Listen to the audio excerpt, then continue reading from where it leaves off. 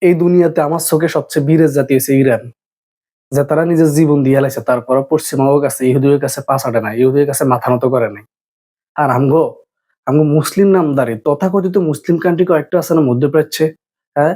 ওই যে দুবাই, তারপর হচ্ছে সৌদি, কাতার। তারা হচ্ছে ভাইয়া তথাকথিত, হুম? তথাকথিত মুসলিম। এটা করে মুসলিম আমি বলতে পারতেছি না। যে তারা মনে করেন অন্তত ইরানের পাশে খাড়ানোর কথা এই সময় আসি। তারা অন্য পশ্চিমাকে পা চাটতেছে। বাবুরে এগুলোর কথা বলে লাভ নাই। মানে অন্তত বিশেষ করে সৌদি আরবের কথা বলি না। সৌদি আরব আমাদের আবেগের জায়গা। এই জায়গাটা আমরা খুব পছন্দ করি। কিন্তু হিঙ্গানের বাদশা হিগা, আরে হিগাও পশ্চিমাকে পা চাটতেছে, ইহুদিকে পা চাটতেছে। আর একমাত্র বীরের জাতি ইরান, যারা মানে ইহুদিদের সাথে কখনো আপোস করে নাই।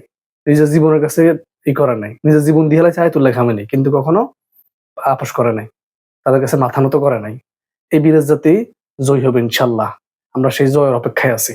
কিন্তু এই যে আমি সবসময় দোয়া করি, এই যে তথাকথিত আরব কান্ট্রি যেগুলো আছে, আরব কান্ট্রির শাসক যেগুলো আছে, এগুলো যেন আল্লাহ হেদায়েত দান করে। হেদায়েত না থাকলে এগুলো যেন ধ্বংস করে। কারণ এগুলা অন্তত এই সময় আসি ইরানটা সাপোর্ট করা দরকার ছিল। অন্যান্য সময় তোকে বন্ধু-বান্ধব তোরা পশ্চিমারা তোকে বন্ধু, ভালো কথা, বন্ধুর মতো থাকিস। সমস্যা নাই তো।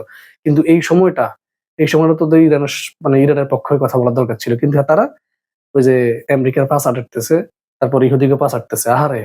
আহারে তথাকথিত মুসলিম মুনাফিক।